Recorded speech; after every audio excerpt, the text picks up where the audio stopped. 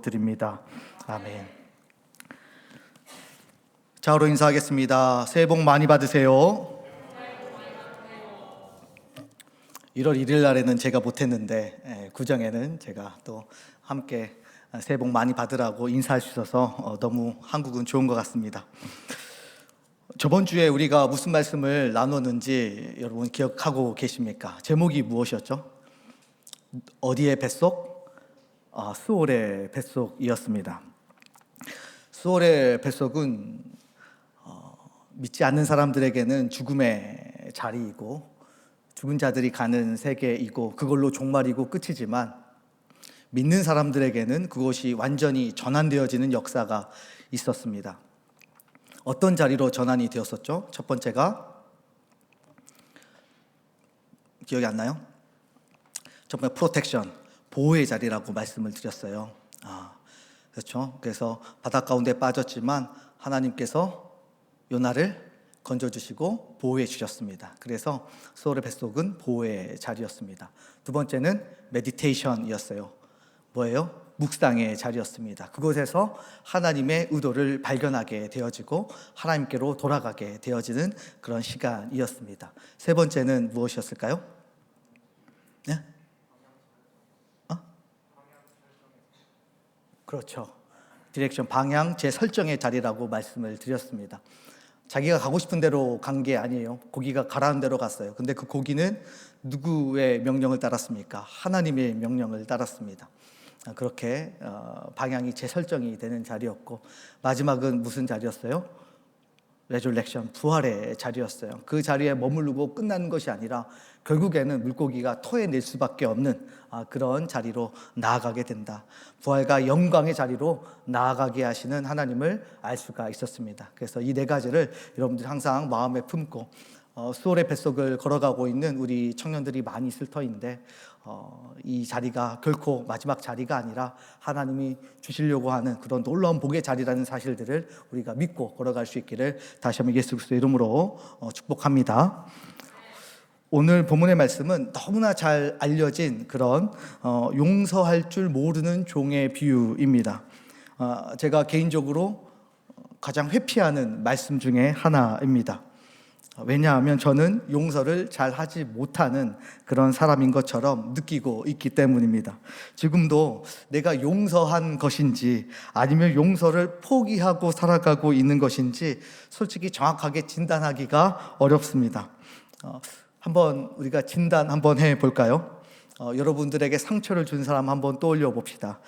저번에 함께 자매님들하고 이야기를 하는데 최악의 이별, 잠수 이별을 한 잠수를 탄 그런 남친을 한번 생각해 보시고 나를 두고 떠나간 바람난 그런 여친을 한번 떠올려 보시길 바랍니다. 누구든지 상처를 준 사람 한번 떠올려 보세요.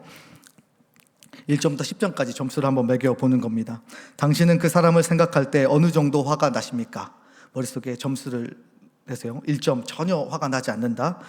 10점 극도로 화가 치민다. 머릿속에 계산해 보세요.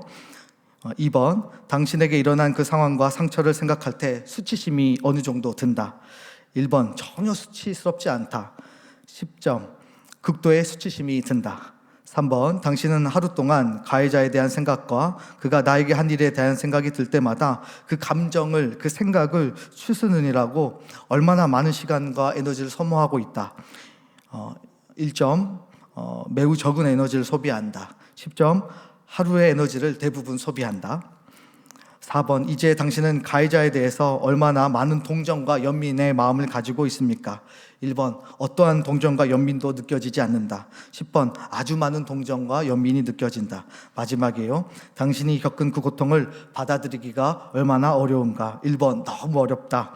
10점 10점은 매우 쉽다. 5개를 들었는데 1점부터 10점까지 점수를 매긴 다음에 몇 점 정도 나오는지 머리 한번 계산해 보세요. 적지 않으셔도 되죠. 우리 종인 형제는 몇 점 나왔어요? 점수 안 나와요? 점수가 낮아요. 그럼 용서를 잘하고 있는 그런 사람입니다. 뒤에 있는 진영 형제는 몇 점 나왔어요? 네, 얼굴이 엄청 빨간데 이미 화가 나 있는 것 같은데요. 점수가 40점이 넘으면 용서가 전혀 안 된 상태이고 30점에서 40점이면 용서를 조금 해가고 있는 그런 상태라고 합니다. 만약 시간이 약인 것처럼 슬슬 잊혀지는 것이 사실 용서라고 한다면 그래도 좀 그럴 수 있었겠다, 조금 이해하는 수준이 용서라고 한다면 글쎄요, 마음이 굉장히 우리에게 편해지게 될 것입니다.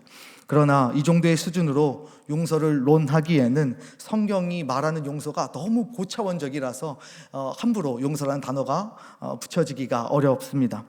그래서 멈추지 않는 내적인 갈등 안에서 선택한 방법이 하나 있어요. 용서는 일단 마음에서 가장 먼 그런 방에다가 아무도 모르게 툭 집어 넣어 놓는 것입니다. 그래서 최대한 보지 않고 살아가려고 애를 쓰는 거죠. 그런데 하나님은 자꾸 그 방에 찾아오셔서 노크를 하시고 계속 모른 채 하시는데도 끝까지 문을 열어달라고 이야기하시는 느낌을 받을 때가 있습니다. 그렇다면 우리는 도대체 누구에게 그렇게 상처를 많이 받을까요? 나랑 관계가 없고 나와 거리감이 있고 그렇게 가치가 있다고 느껴지지 않는 사람에게는 그렇게 큰 상처를 받지 않습니다. 상처는 가장 가까운 사람에게 받습니다. 가장 가까운 사람, 나의 가족이고 나와 함께하는 그런 친지들 그리고 친구들입니다. 그래서 어떻게 보면 가정이라는 곳이 참 묘하죠. 우리를 지지하고 견고하게 하는 공동체이면서도 동시에 가장 큰 상처를 주는 곳, 또 받는 것도 바로 가정입니다. 어린 자녀들은 부모가 주는 상처를 고스란히 받게 되어집니다. 부부싸움, 또 자녀 간의 차별, 과도한 훈육, 체벌, 화풀이는 자녀들에게 큰 흔적을 남기게 됩니다. 특히 다른 자녀들과 비교하는 것, 예전에 우리가 유행했던 엄치나 이런 단어들은 자녀의 마음만 상하게 하는 것이 아니라 내 가학자들에 의하면 뇌도 좀 파괴한다, 이렇게 이야기를 해요. 반대로 부모도 자녀에게 상처를 많이 받습니다. 조선일보가 205명을 대상으로 자식들에게 가장 상처받는 말이 무엇인가 조사를 해 보았습니다. 1위가 압도적으로 나왔는데 그거는 아빠와 엄마와는 말이 잘 통하지 않습니다. 아빠 엄마는 꽉 막혀 있습니다 라는 그런 말이었다고 합니다. 지금으로 말하면 우리 아버지 어머니는 말이 잘 통하지 않는 그런 꼰대입니다, 이렇게 이야기를 하게 되어질 때 부모가 상처를 받는다라고 하는 것입니다. 굳이 말로 하지 않더라도 우리의 마음속에 그렇게 생각하는 순간부터 이미 부모님은 그것을 느끼게 되는 것이죠. 물론 부모는 상처를 받아도 잘 자녀에게 내색을 하지 않기 때문에 자녀는 부모가 얼마나 상처받았는지 모르는 경우들이 굉장히 많이 있습니다. 그러나 아픈 것은 아픈 것입니다. 이처럼 가정은 마음의 상처를 싸매어주고 위로해 주는 곳이기도 하지만 상처의 근원이 되기도 합니다. 가까운 사람끼리 서로 상처를 주는 이유가 무엇인가? 심리학자들에 따르면 이렇게 이야기를 하고 있어요. 사람은 누군가와 가까워지면 상대를 자신의 일부로 받아들인다. 그래서 상대가 나와 다른 마음을 가진 개별적인 존재라는 사실을 잊어버릴 때가 많다. 가족이면 말하지 않아도 마음을 알아주길 바라고 자신이 기대한 대로 상대가 행동해 주기를 바라는 태도가 바로 여기에서 기인한다. 그렇다 보니 배려 없이 말하거나 남에게 참아 못할 모진 말을 뱉기도 한다. 어떻게 대해도 이해해 줄 거라고 하는 그런 기대의 심리, 가족이니까 이 정도는 좀 감수해 주어야 한다라고 하는 억지 당위성이 이렇게 가족들의 마음을 멍들게 하는 원인이 된다라고 하는 것입니다. 저는 이번 설이 가정의 회복이 있고 가정의 순기능이 더 활성화되는 그런 명절이 되었으면 좋겠습니다. 하나님께서 우리의 마음을 더욱더 하나님의 마음으로 풍성하게 채워주셔서 우리 안에 본성에는 없는 이 용서가 조금씩이라도 물꼬가 좀 터지는 은혜가 있었으면 좋겠습니다. 오늘 제목이 불편한 명령, 용서입니다. 그만큼 어렵고 저도 또 까다롭게 여기고 있는 영역입니다. 제가 이 본문을 가장 감명 깊게 들었던, 이 본문을 말씀으로 들었던 설교는 한 무명 목사님의 설교였습니다. 이 본문을 설교해야 될 타이밍이 오자 이 목사님이 강단에 서서 이렇게 말씀하시는 거예요.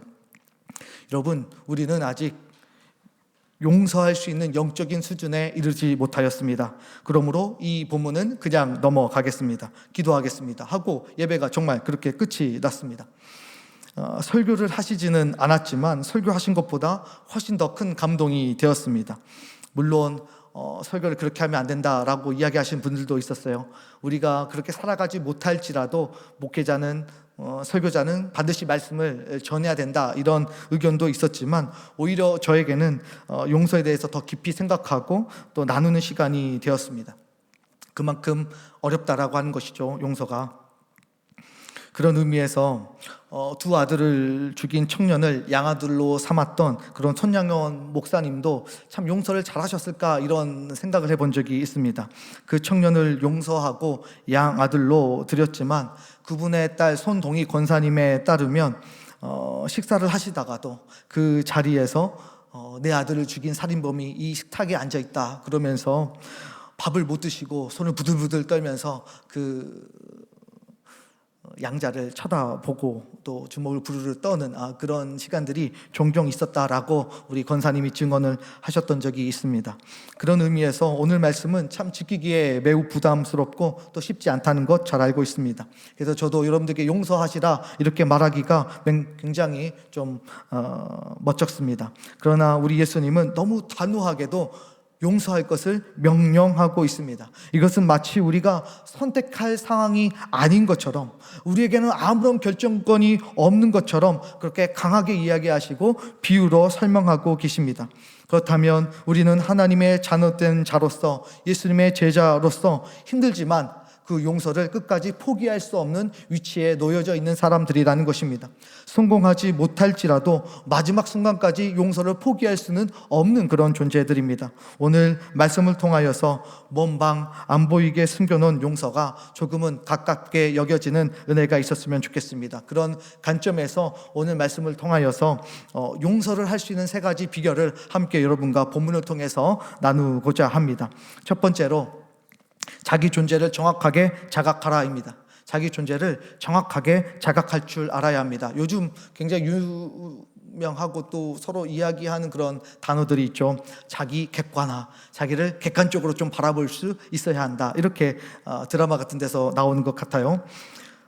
예수님은 오늘 우리를 1만 달란트를 빚진 자로 비유하고 있다는 사실입니다. 우리가 가져야 될 정체성 중에 하나가 바로 빚진 자라고 하는 개념입니다.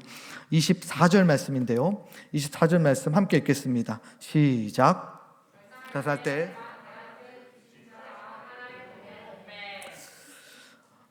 1만 달란트를 빚졌다라고 성경이 기록하고 있습니다. 1달란트는 6천 데나리온이에요. 근데 1데나리온은 하루의 품삯입니다. 그러면 1달란트는 몇 년 동안 일을 해야 벌 수 있는 돈입니까? 6,000일이니까 약 16년이에요.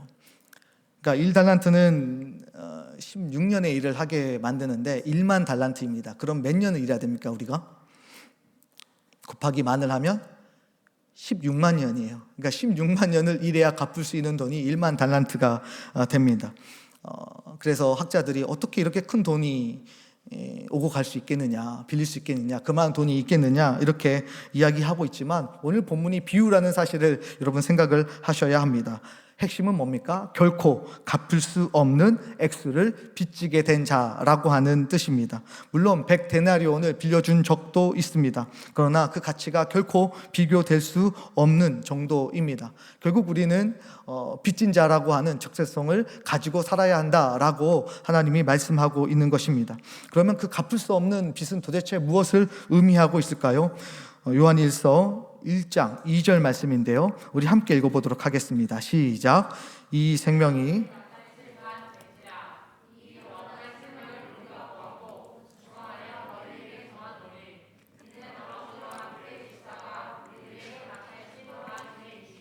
일만 달란트를 빚졌다라고 할 때 그 1만 달란트는 정확히 뭘 의미할까요?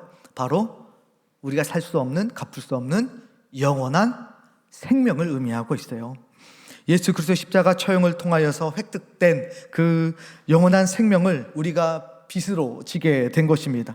하나님은 우리에게 영원한 생명을 주시기 위해서 예수님이라고 하는 값을 십자가에서 지불하셨기에 그 빚은 영생인 것이죠. 인간은 유한한 삶을 살아갑니다. 때문에 영원한 생명을 결코 갚을 수 없는 존재입니다. 그렇기 때문에 오늘 비유에서 갚을 수 없는 빚 1만 달란트는 매우 적절한 비유입니다. 할 수만 있다면 10만, 100만, 1000만 달란트도 의미가 있을 것입니다. 그렇다면 빚진 자의 삶은 어떻습니까? 빚진 자는 자신의 소유를 그렇게 차압을 당하는 존재입니다. 빨간 딱지가 붙으면 더 이상 그 물건은 나의 물건이 아니게 됩니다. 내 영혼에, 내 감정에 하나님의 빨간 딱지가 붙여져야 합니다. 내 영혼도, 내 불안한 인격과 감정도 모두 다 하나님의 것입니다. 그러면 우리의 주인 되신 하나님이 컨트롤하셔서 우리를 용서의 길을 걷게 하여 주시는 것입니다. 내가 그 예수 그리스도를 빚진 자라고 하는 정확한 인식이 먼저 선행되어질 때, 자기 객관화가 되어질 때 비로소 불편하고 어려운 용서가 우리의 마음속에 조금씩 착상되어져 간다라는 사실을 알아야 합니다. 제가 중학교 2학년 때 어느 날 아버지께서 쓰레기를 소각하고 계셨어요. 지금은 쓰레기를 함부로 소각하면 안 되지만 제 어렸을 때만 해도 시골에서는 모든 쓰레기들을 한 번에 모아서 다 소각했습니다. 소각하고 있는데 갑자기 아버지께서 주머니에서 수첩을 이렇게 꺼내세요. 그리고 한 장씩 찢어서 이렇게 쓱쓱 버리기 시작하시는 것입니다. 아버지가 이렇게 툭툭 놓고 있는 그 수첩은 무엇일까? 어렴풋이 무엇인지는 알고 있었습니다. 그런데 아무 말 하지 않고 가만히 있다가 저녁에 물어보았습니다. 그 수첩에 담긴 내용은 무엇이냐면, 이제까지 열심히 일을 해주고 그 다음에 일을 했기 때문에 돈을 받아야 되는데 그 돈을 띄어먹은 사람들의 명단이고 액수였습니다. 근데 그거 하나씩 찢어서 버리는 거예요. 저녁에 축구를 보기 전에 물어보았습니다. 아버지, 왜 그렇게 다 찢어서 버리셨습니까? 그러니까 아버지가 이렇게 고민하다가 대답을 해주세요. 나에게 하나님이 주신 은혜가 더 크다. 비록 중학생의 나이였지만 그때 아버지의 음성이 아직도 마음속에 생생하게 들리는 것 같습니다. 우리가 하나님이 주신 갚을 수 없는 은혜를 생각할 때 세상의 자질구레한 일들에 대해서는 조금 우리가 자유해질 필요성이 있겠다, 이런 생각을 해봅니다. 내가 은혜에 빚진 자임을 자각함으로 인하여서 세상의 모든 굴레에서 해방감을 느끼고 살아가는 복된 우리 남청이 될 수 있기를 예수 그리스도의 이름으로 축복합니다. 우리 좌우로 인사하겠습니다. 하나님이 주신 은혜가 더 큽니다. 하나님 주신 은혜가 더 커요. 항상 부등호를 명확하게 하셔야 해요. 둘째, 긍휼의 마음으로 세상을 바라보아야 합니다. 긍휼의 마음으로 세상을 바라보아야 합니다. 27절 말씀이요, 함께 읽겠습니다. 시작. 그 종의 주인이 탕감하여 주었더니 주인이 불쌍히 여겨서 그 빚을 탕감해 줬습니다. 31절에서도 동료들이 주인에게 고발할 때도 몹시 딱하게 여겼다라고 성경은 기록하고 있습니다. 33절에서도 내가 너를 불쌍히 여김같이 너도 내 동료를 불쌍히 여김이 마땅하지 아니하냐라고 말씀하고 계십니다. 주인이 빚을 탕감해 준 이유는 불쌍히 여기는 마음이 있었기 때문입니다. 그러면서 마땅히 너도 불쌍한 마음을 가져야 된다라고 이야기하고 있습니다.